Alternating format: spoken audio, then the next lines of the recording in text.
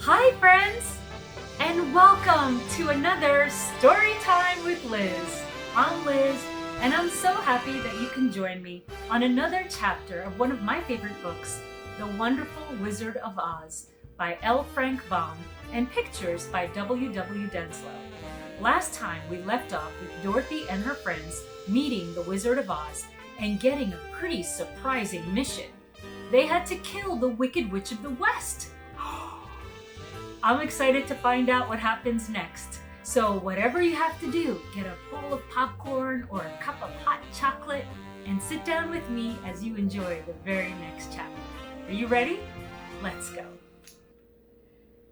Chapter 12, The Search for the Wicked Witch. The soldier with the green whiskers led them through the streets of the Emerald City until they reached the room where the guardian of the gates lived. This officer unlocked their spectacles and put them back in his great box, and then he politely opened the gate for our friends. "Which road leads to the Wicked Witch of the West?" asked Dorothy. "There is no road," answered the guardian of the gates. "No one ever wishes to go that way." "Oh, then how are we to find her?" inquired the girl. "That will be easy," replied the man. "For when she knows you are in the country of the Winkies, she will find you, and make you all her slaves." "Perhaps not," said the Scarecrow, "for we mean to destroy her." "Oh, that is different," said the guardian of the gates. "No one ever destroyed her before, so I naturally thought she would make slaves of you, as she has of the rest. But take care, she is wicked and fierce, and may not allow you to destroy her. Keep to the west, where the sun sets, and you cannot fail to find her." They thanked him and bade him goodbye, and turned toward the west, walking over fields of soft grass, dotted here and there with daisies and buttercups. Dorothy still wore the pretty silk dress she had put on in the palace, but now, to her surprise, she found that it was no longer green, but pure white. The ribbon around Toto's neck had also lost its green color, and was as white as Dorothy's dress. The Emerald City was soon left far behind, and as they advanced, the ground became rougher and hillier, for there were no farms nor houses in this country of the West, and the ground was untilled. In the afternoon, the sun shone hot in their faces, for there were no trees to offer them shade, so that before night, Dorothy and Toto and the lion were tired and lay down upon the grass and fell asleep, with the Woodman and the Scarecrow keeping watch. Now, the Wicked Witch of the West had but one eye, yet that was as powerful as a telescope and could see everywhere. So as she sat at the door of her castle, she happened to look around and saw Dorothy lying asleep with her friends all about her. They were a long distance off, but the Wicked Witch was angry to find them in her country, so she blew upon a silver whistle that hung around her neck. At once there came running to her from all directions a pack of great wolves. They had long legs and fierce eyes and sharp teeth. "Go to those people," said the witch. "Tear them to pieces." "Are you not going to make them your slaves?" asked the leader of the wolves. "No," she answered. "One is of tin, and one is of straw. One a girl, and another lion. None of them is fit to work, so you may tear them into small pieces." "Very well," said the wolf, and he dashed away at full speed, followed by the others. It was lucky the Scarecrow and the Woodman were wide awake and heard the wolves coming. "This is my fight," said the Woodman. "So get behind me, and I will meet them as they come." He seized his axe, which he made very sharp, and as the leader of the wolves came on, the Tin Woodman swung his arm and chopped the wolf's head from its body, so that it immediately died. As soon as he could raise his axe, another wolf came up, and he also fell under the sharp edge of the Tin Woodman's weapon. There were 40 wolves, and 40 times a wolf was killed, so that at last they all lay dead in a heap before the Woodman. Then he put down his axe and sat beside the Scarecrow, who said, "It was a good fight, friend." They waited until Dorothy awoke the next morning. The little girl was quite frightened when she saw the great pile of shaggy wolves. But the Tin Woodman told her all. She thanked him for saving them and sat down to breakfast, after which they started upon their journey. Now this same morning, the Wicked Witch came to the door of her castle and looked out with her one eye that she could see far off. She saw all her wolves lying dead, and the strangers still traveling through her country. This made her angrier than before, and she blew her silver whistle twice. Straight away, a great flock of wild crows came flying towards her, enough to darken the sky. And the Wicked Witch said to the Crow King, "Fly at once to the strangers, peck out their eyes and tear them to pieces." The wild crows flew in one great flock towards Dorothy and her companions. When the little girl saw them coming, she was afraid, but the Scarecrow said, "This is my battle, so lie down beside me and you will not be harmed." So they all lay upon the ground except the Scarecrow, and he stood up and stretched out his arms. And when the crows saw him, they were frightened, as birds always are by scarecrows, and did not dare to come any nearer.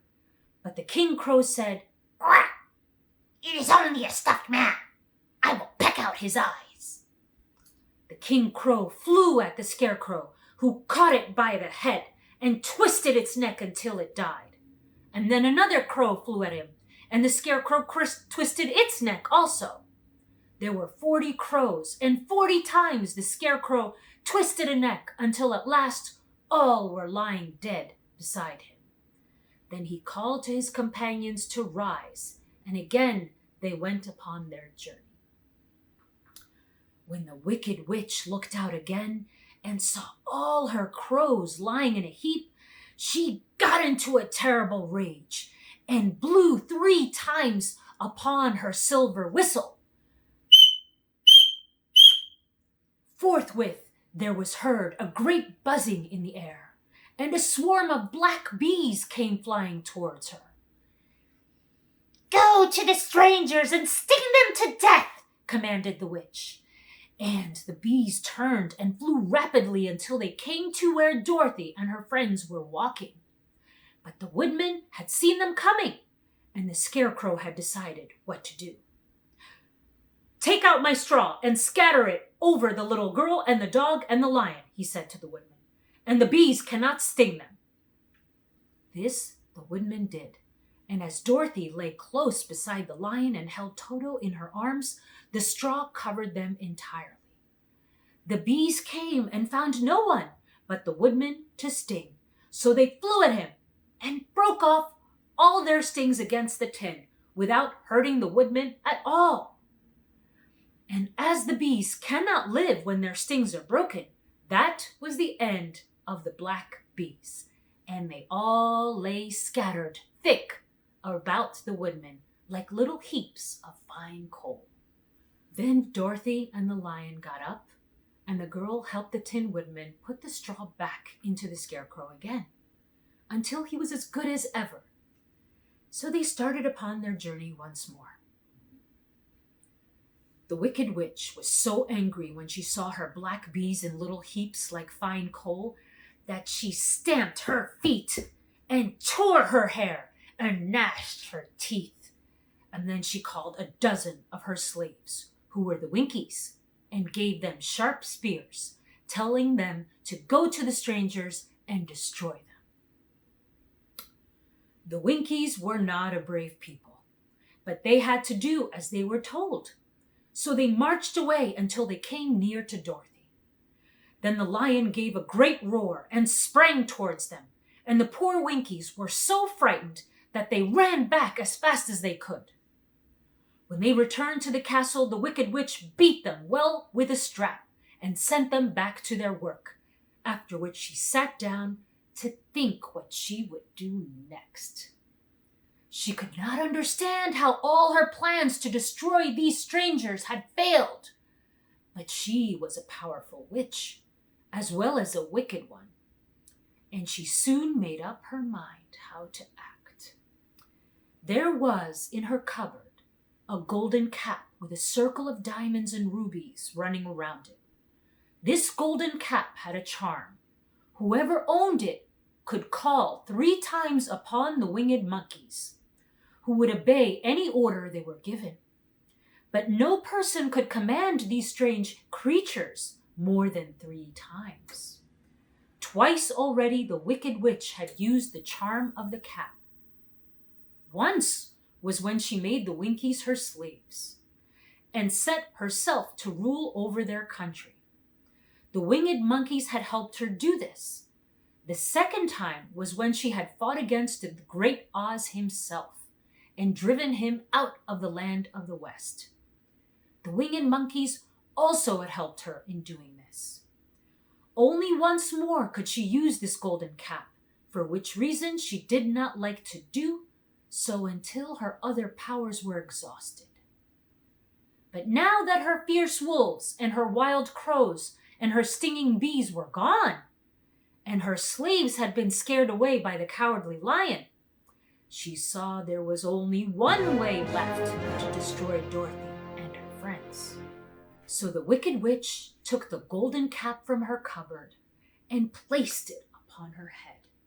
Then she stood upon her left foot and said slowly, Epi, Bepi, Kaki.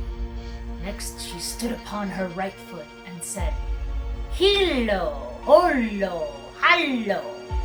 After this, she stood upon both feet and cried in a loud voice, Zizzy, Susie, Zik. Now the charm began to work. The sky was darkened and a low rumbling sound was heard in the air. There was a rushing of many wings and a great chattering and laughing. And the sun came out of the dark sky to show the Wicked Witch surrounded by a crowd of monkeys, each with a pair of immense and powerful wings on his shoulders. One, much bigger than the others, seemed to be their leader. He flew close to the witch and said, You have called us for the 3rd and last time. What do you command? Go to the strangers who are within my land and destroy them all except the lion, said the witch. Now bring that beast to me, for I have a mind to harness him like a horse and make him work. Your command shall be obeyed, said the witch. And with a great deal of chattering and noise, the winged monkeys flew away to the place where Dorothy and her friends were walking. Some of the monkeys seized the Tin Woodman and carried him through the air until they were over a country thickly covered with sharp rocks. Here they dropped the poor Woodman, who fell a great distance to the rocks, where he lay so battered and dented he could neither move nor groan. Others of the monkeys caught the Scarecrow, and with their long fingers pulled out all the straw out of his clothes and head. They made his hat and boots and clothes into a small bundle and threw it to the top of branches of a tall tree. The remaining monkeys threw pieces of stout rope around the lion and wound many coils about his body and head and legs until he was unable to bite or scratch or struggle in any way. Then they lifted him up and flew away with him to the witch's castle, where he was placed in a small yard with a high iron fence around it, so that he could not escape. But Dorothy they did not harm at all. She stood with Toto in her arms, watching the sad fate of her comrades and thinking it would soon be her turn. The leader of the winged monkeys flew up to her, his long, hairy arms stretched out and his ugly face grinning terribly. But he saw the mark of the good witch's kiss upon her forehead and stopped short, motioning the others not to touch her. "We dare not harm this little girl," he said to them, "for she is protected by the power of good, and that is greater than the power of evil. All we can do is carry her to the castle of the Wicked Witch and leave her there." So, carefully and gently, they lifted Dorothy in their arms and carried her swiftly through the air until they came to the castle, where they set her upon the front doorstep. Then the leader said to the witch, "We have obeyed you as far as we were able. The Tin Woodman and the Scarecrow are destroyed, and the lion is tied up in your yard. The little girl we dare not harm, nor the dog she carries in her arms. Your power over our band is now ended, and you will never see us again." Then all the winged monkeys, with much laughing and chattering and noise, flew into the air and were soon out of sight. The Wicked Witch was both surprised and worried when she saw the mark on Dorothy's forehead, for she knew well that neither the winged monkeys nor she herself dare hurt the girl in any way. She looked down at Dorothy's feet, and seeing the silver shoes, began to tremble with fear, for she knew that a powerful charm belonged to them. At first, the witch was tempted to run away from Dorothy, but she happened to look into the child's eyes and saw how simple the soul behind them was, and the little girl did not know of how wonderful the power of the silver shoes gave her. So the Wicked Witch laughed to herself and thought, "I can still make her my slave, for she does not know how to use her power." Then she said to Dorothy harshly and severely, "Come with me and see that you mind everything I tell you, for if you do not, I will make an end of you, as I did the Tin Woodman and the Scarecrow."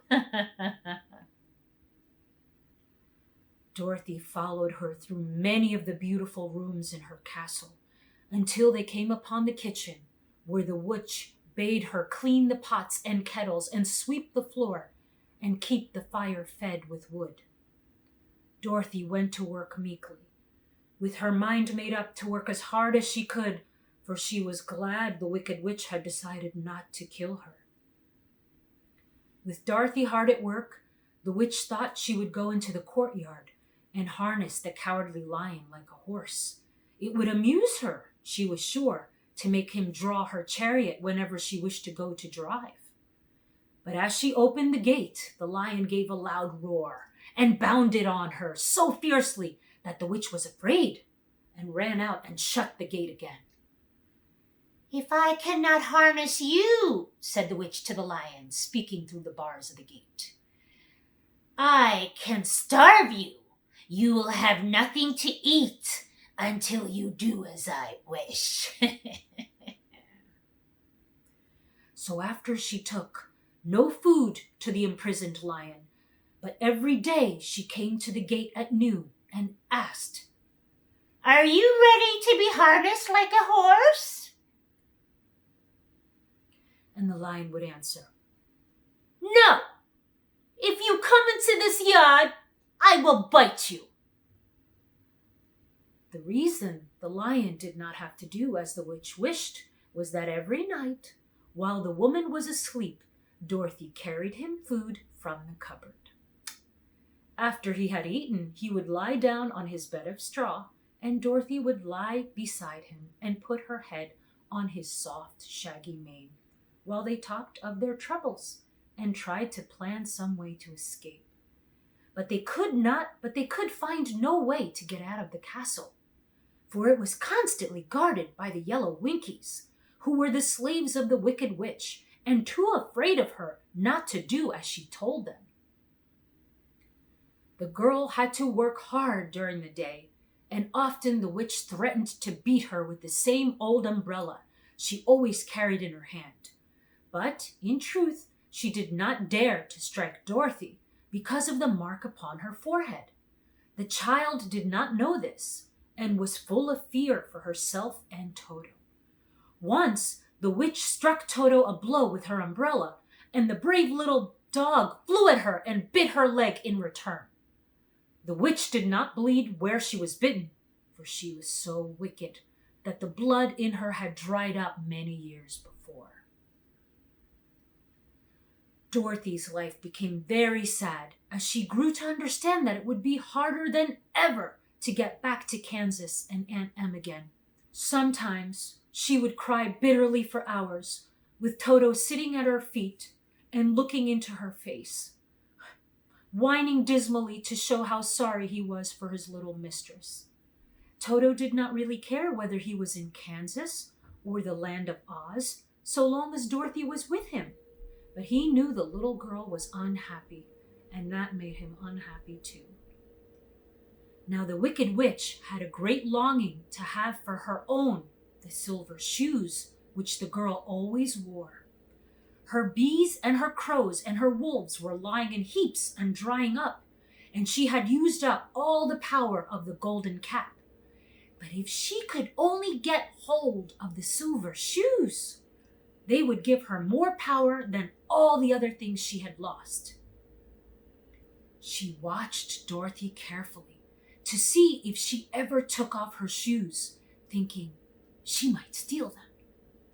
But the child was so proud of her pretty shoes that she never took them off except at night and when she took her bath.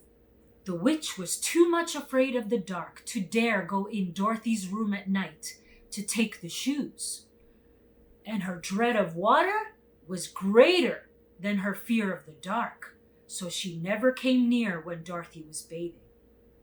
Indeed, the old witch never touched water, nor ever let water touch her in any way. But the wicked creature was very cunning, and she finally thought of a trick that would give her what she wanted. She placed a bar of iron in the middle of the kitchen floor, then by her magic arts made the iron invisible to human eyes, so that when Dorothy walked across the floor, she stumbled over the bar, not being able to see it, and fell at full length. She was not much hurt, but in her fall, one of her silver shoes came off, and before she could reach it, the witch had snatched it away and put it on her own skinny foot. The wicked woman was greatly pleased with the success of her trick, for as long as she had one of the shoes, she owned half the power of their charm, and Dorothy could not use it against her, even if she had known how to do so. The little girl, seeing she had lost one of her pretty shoes, grew angry and said to the witch, "Give me back my shoe." "I will not," retorted the witch, "for it is now my shoe and not yours." "You are a wicked creature," cried Dorothy. "You have no right to take my shoe from me."